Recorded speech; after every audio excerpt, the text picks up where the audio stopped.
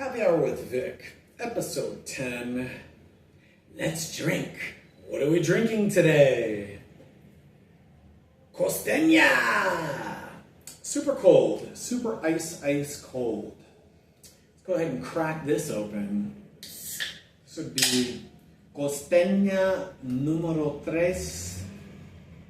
And I dropped a lime in here. You got Costeña's a little skunky, and I don't really like these skunky beers. My favorite beer is Tecate. But let's go ahead and pour this one out over this lime and this ice block. And today would be August 21st, 2025.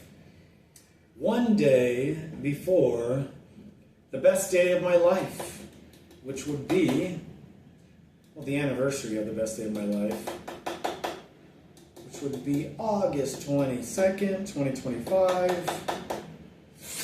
Not 2025, 2013.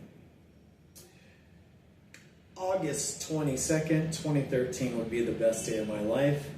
There's a video on my channel that pretty much explains it. It's awesome day, August 22nd, 2013. And it's the reason why I'm here in Medellin. To peace and love. Ooh, nice and skunky.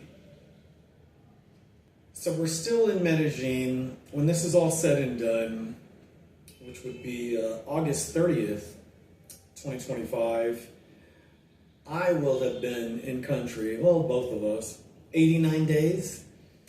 The limit is 90, and then you have to get a visa extension, which is, you'd think would be easy, but it's not. It's a difficult process.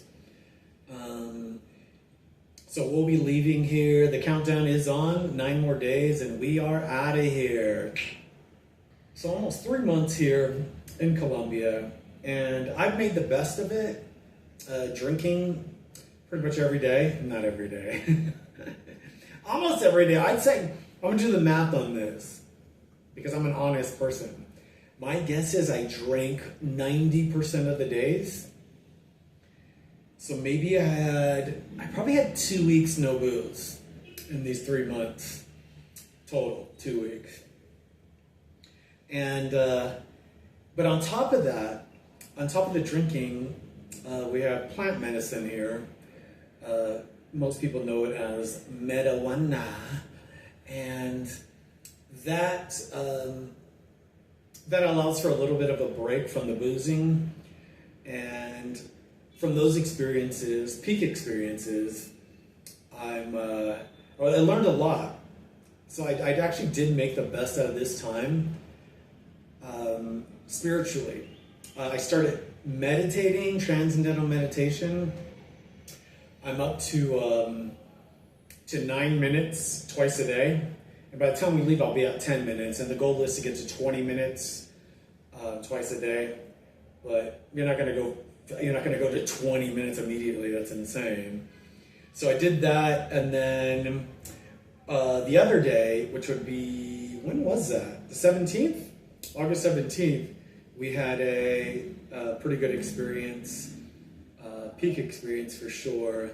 I'm still writing about it, and I had some very deep, profound realizations. And basically, it's all centered around guilt.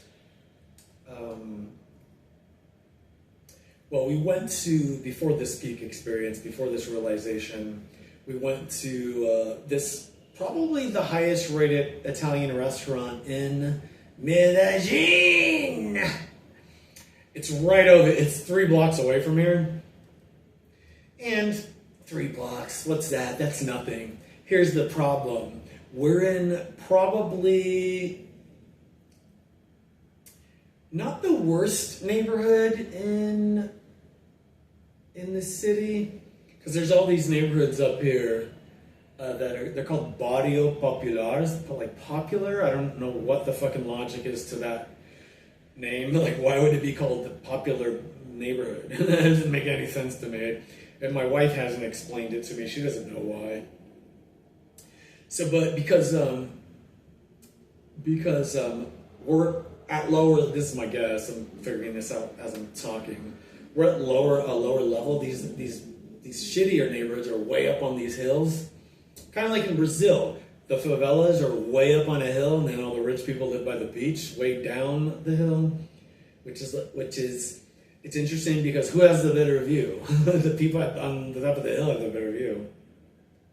But rich people, they want to walk to the beach. So the 3 blocks that we had to walk to this Italian restaurant is you're almost walking through an apocalyptic type environment. I'm just seeing all these people that are living these nightmare lives. People digging through the garbage, and this isn't new to me. I'm from San Francisco, where there's homeless people everywhere. That's why I don't like going into downtown San Francisco, because it's Night of the Living Dead. Why would I want to see this shit? Okay, so we don't really have a choice here. We got this Airbnb number 6 for 3 weeks. We're halfway through this reservation. So we're going to be here for over a week more, 9 days. But so on the way over, I'm getting angry. And at the time, that's surface level. That's like first level thinking. Oh, I'm angry. But why are you angry? Why? That's the question. Why are you angry? So during this this peak experience on I think it was Sunday or Monday, one of the days there was a holiday. It was the perfect day to do it because the streets were empty. Except, you know who, all these people living awful lives. The people that are living normal lives, they all left. They went to some finca, some farm to go have a party with their family. But the homeless people, they're not going anywhere. They don't have parties to go to. They're just here. They don't even know it's a holiday. They're so detached from society. They don't even, if you asked a homeless person on the street what day it is, they would have no idea. So that was a perfect day to do it because that's all you're seeing really. And that's what I needed to see. So I realized that the anger isn't just simply anger. It's anger that I have to look at myself. The anger is in guilt. The anger is, how dare I wake up without a smile on my face when there's people right outside of our 10th story balcony that are living a nightmare life. I have a bed. I have a fan. I have 2 bathrooms. I have a kitchen that has a refrigerator that has food in it. I have beer that I can just drink whenever. How dare I wake up in a bad mood? How dare I complain about anything? And that's the problem. The problem isn't them. The problem is inside of me. The problem is I have to examine my character. I'm living an extremely easy life while these people right down here on the street are living nightmare lives. So, when I had that realization, I thought, I reframed this idea. I'm trying to recognize this anger for what it is as guilt, and then I have to reframe the optics of this neighborhood, which are awful. I'm angry about another thing too. I'll get into that in a second. But when I see things like this, when I see suffering, abject suffering, people digging through garbage. There was a guy earlier that was barefoot, no shirt. He's screaming up and down the street. He's trying to sell something. I don't know what all these students down here at this, I don't know what it is, some kind of university, tech school. And I saw a bunch of them running from him, a group of 4 were running away from him. And so that's, seeing that as my opportunity to say, I have this phrase now, thank you for my gratitude. And really, it's shortened. That's the short version of it, so I can say it whenever I see this. It's going to be constant. Really, what I'm really saying is, thank you for helping me cultivate my gratitude. Thank you for helping me realize that I'm a spoiled brat and I shouldn't be complaining about shit because I'm living the easiest life ever and you're living a nightmare. So that's what that is. So that's what the anger is. The anger is I gotta look at myself and it makes me feel like a piece of shit. It makes me feel like an ungrateful cunt. And how dare I? And it's only getting worse. Everybody needs to be doing this. Everybody that's fortunate enough to have a bed, to have walls, to have a bathroom. You don't have to take a shit on the street. You don't have to, by the way, I'd rather be taking a shit in a forest. You don't have, you can have a refrigerator with some food in it. It's so hard. It's so fucking hard. But you really shouldn't be complaining about anything. Because every day, the numbers are just going to get higher and higher. There's going to be more homeless people. It's not getting less. There's not less homeless people unless something dramatically changes with the ideology of our government. And I'm from a liberal city, so that ain't changing. There's no way. They want homeless people there. If there wasn't homeless people, all these people that are making money off this grift, it's a scam. All this money, what did California spend on homelessness? $20 billion last year? And homelessness is getting worse. It's going up. This is a total scam. So, under the guise of charity or humanity, it's not.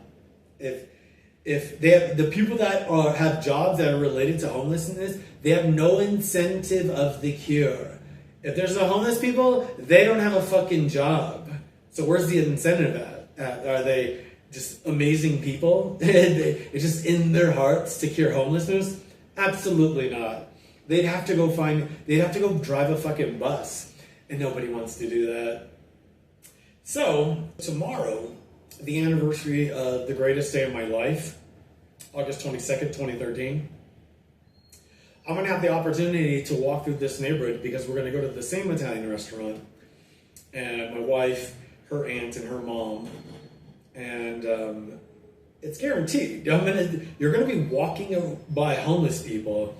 And it's not even only that, there's a thing here in Colombia where you're seeing people that are missing limbs, they're missing an arm, they're missing a leg. And to me, that's citizens missing limbs is directly proportional to how much a culture values life. There's all these motorcycles here, and I'm sure 99% of these people, they're young people, they're not overweight and with diabetes and missing a limb. They're young people missing limbs because I'm positive 99% of them, they're in motorcycle accidents. And they got some doctor that was like, we can't save this guy's leg, just cut it off. We do this, we're doing this 10 times a day, so let's go. We got another guy that he needs his arm cut off or some shit. Like that to me, it's directly related to the lack of value in life here. There's Uber Moto here. Any country that has Uber Moto, you're getting on the back of a motorcycle, a scooter with a stranger? That's insane to me. I rode a motorcycle for 10 years. There's no way I would get on the back of someone's motorcycle, especially a stranger in Colombia. There's no way. What? To save 50 cents? That's absolutely bonkers. So anyways, I get to look at those people from this balcony right here on the 10th floor. I get to look down at those people. I get to see someone walking with a walker or someone who can barely walk. And I get to say to myself, thank you for my gratitude. Because my legs work. I value life. I value health. Despite this. I don't live in a country where, it's pretty bad, but not like this. There's another motorcycle. I'm sure this Motorola picked this up. But I live in a country where We do value life because we're litigious. We have insurance policies. You don't want to get sued. You don't want to be in an accident here. People here, they get in accidents and they go, "Are you all right?" "Okay, all right, ciao, sorry." And they just leave. They're not doing anything. Nothing's happening here. There's no repercussion to drive. There's no incentive to drive safe. They don't value life here, and obviously it's related to the history of violence here in this country. There was a guy, I don't know if you ever heard of him, his name was Pablo. He was bombing the city. Like, during my wife's childhood, she was dealing with this. You're hearing bombs and machine gun fire going off all the time. So when you have this is generational trauma. It's not happening now, but it's still in the DNA. And if it's not in the DNA, the people that live through it, they're living in fear now, and then it's coming out of them. They're talking about it. Everything's fear-mongering because they haven't gotten over this. They're still living with it today. And then their kids, their grandkids, they're all absorbing this bullshit too.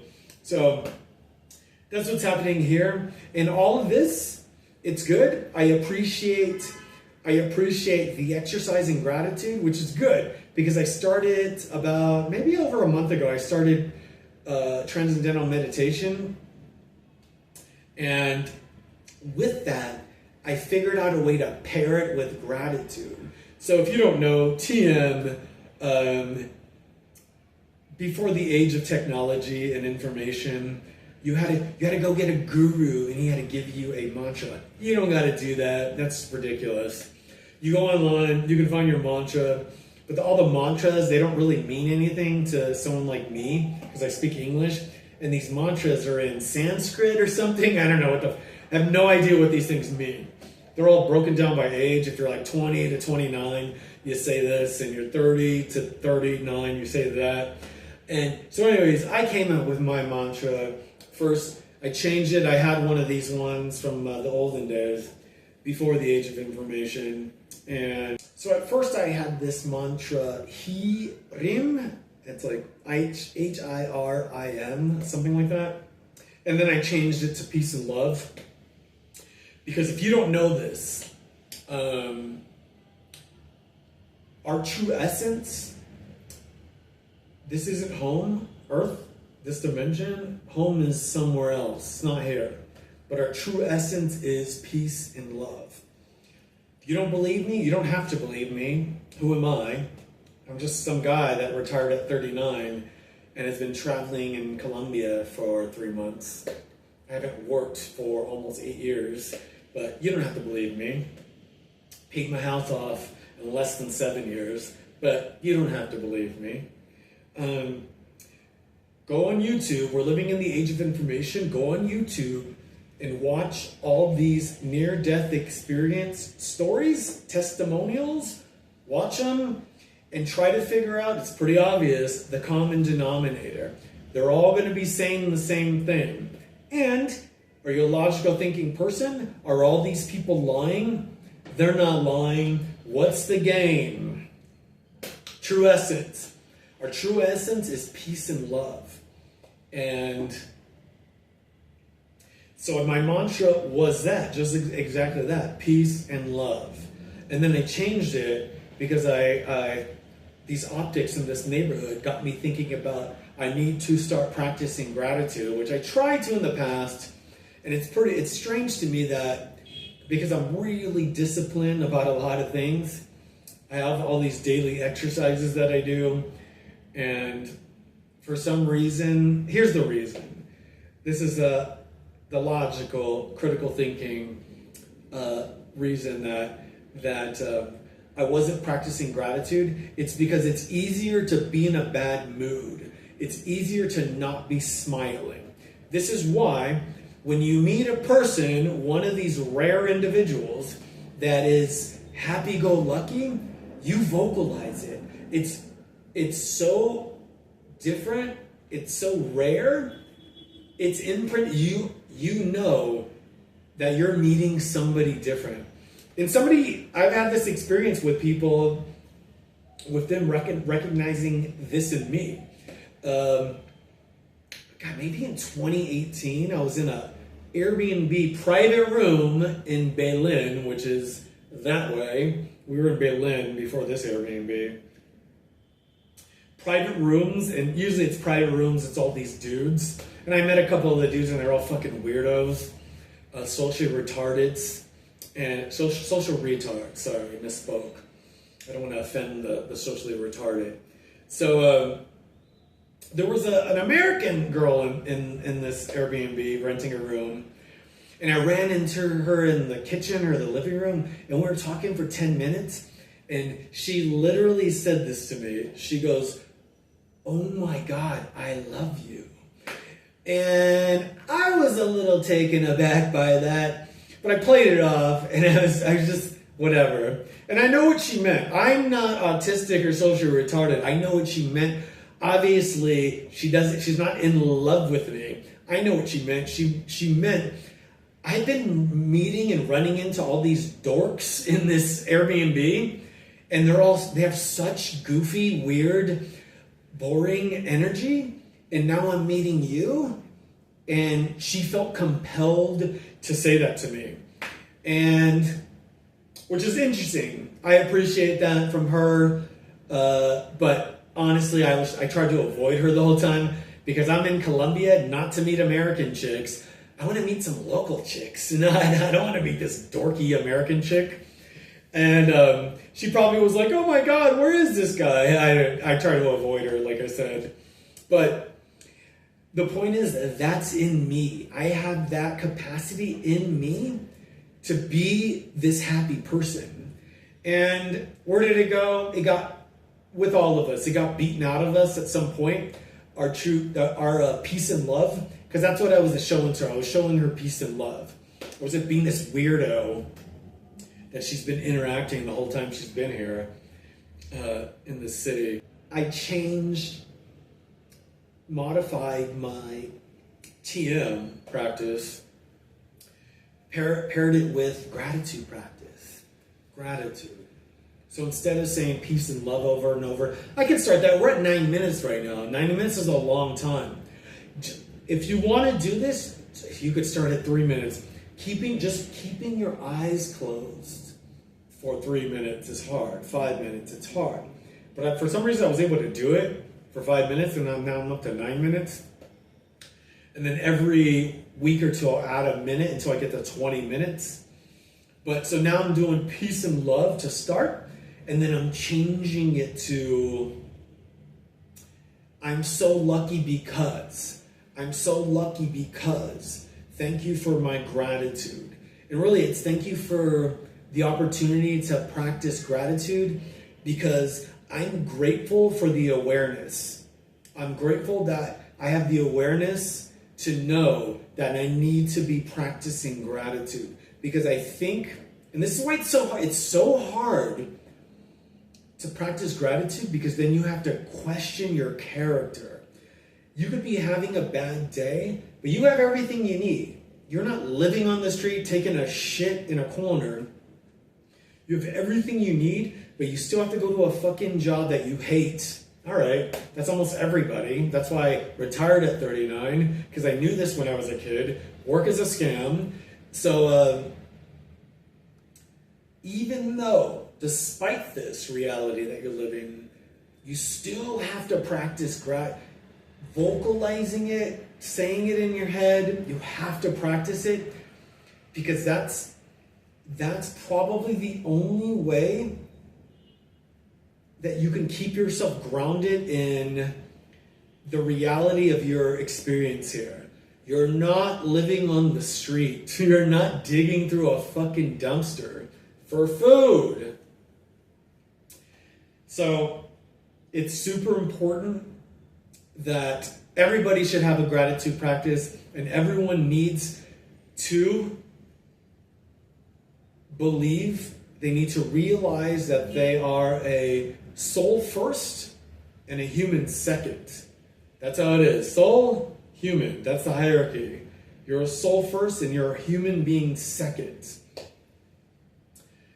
And with that, just that step number one, as soon as you realize that step, you're on your spiritual journey.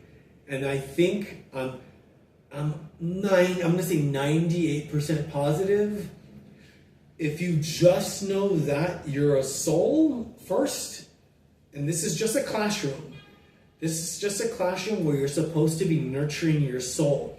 So you don't have to come back here. Reincarnation. You don't have to reincarnate to this classroom to do this over again. So that's what this 3 months in Colombia has been for me. I learned a lot. Honestly, I did not like this experience outside of our Airbnbs, Airbnb number 6. I've only left this Airbnb one time in, I think, 10 days. I don't need to go out. I don't need to go out here.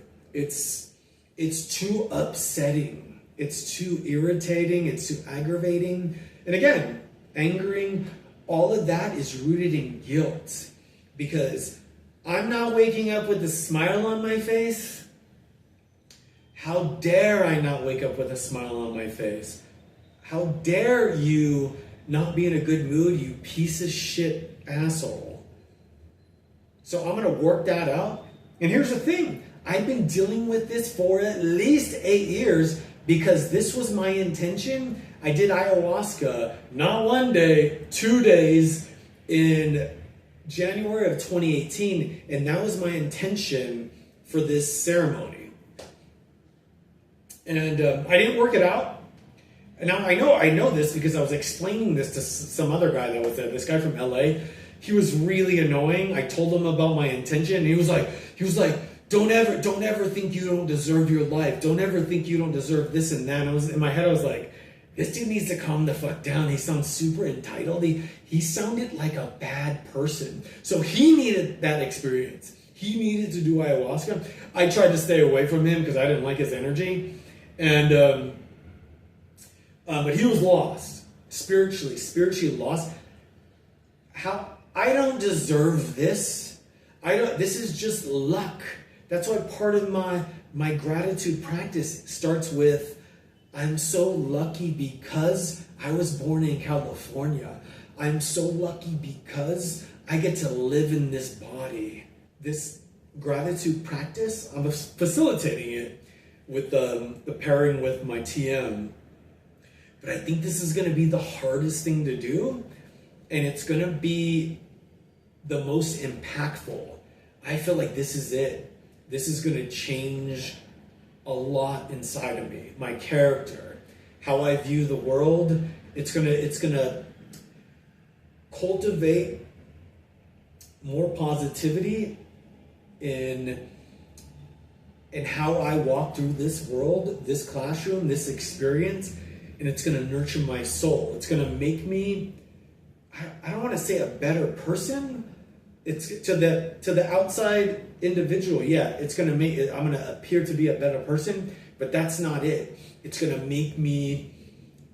make my soul more developed.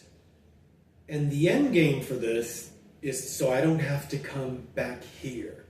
I was talking with my wife about this.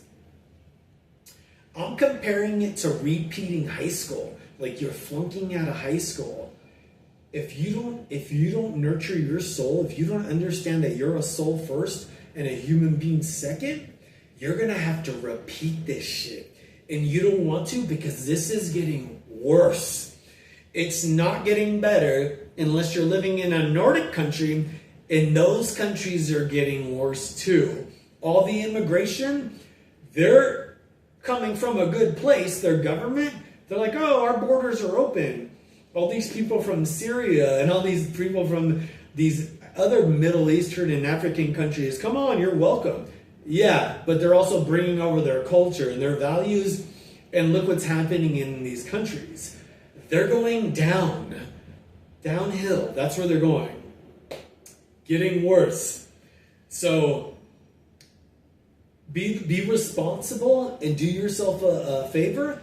And first step number 1 is realizing that you are a soul first. And this is just a classroom. This isn't home. You're going home. You're trying to get back home. Don't believe me? Watch all these near-death experience testimonials, these stories. There's hundreds of them, if not thousands of them, and they're all saying the same thing. Or are they all lying? Why the fuck would they be lying? Everyone thinks they're fucking crazy, probably. So anyways, again, this is for my wife, and this is for me too. This is so I understand, I don't forget why Colombia is not a terrible country, but I don't want to come back here because I don't like the energy of this country. I don't like that the government hates its people. I'll talk more about that in the next episode, but that's basically the conclusion. Any government that's letting all these people, countless people, go on the balcony, let's be charitable. 2 minutes, you're going to see a homeless person walking by. Less than 2 minutes. Thank you for my gratitude. And I don't want to be around this, but I'm going to make the best of the situation. I'm going to learn from this. I'm going to help my spiritual journey get to where it needs to be. And we're going to go out and we're going to celebrate tomorrow, the best day of my life, August 22nd, 2013. There's a video in my channel. Watch it. It's pretty amazing. How many people have the best day of their life on video? First off, tell me, how many of you, no one's watching this, how many of you have a best day of your life? How many of you can tell me what was the best day of your life? Tell me. Also, what are you drinking and where are you drinking from? That's it from me from Medellin. The countdown is on. We're going to be in California in less than 10 days. Ciao.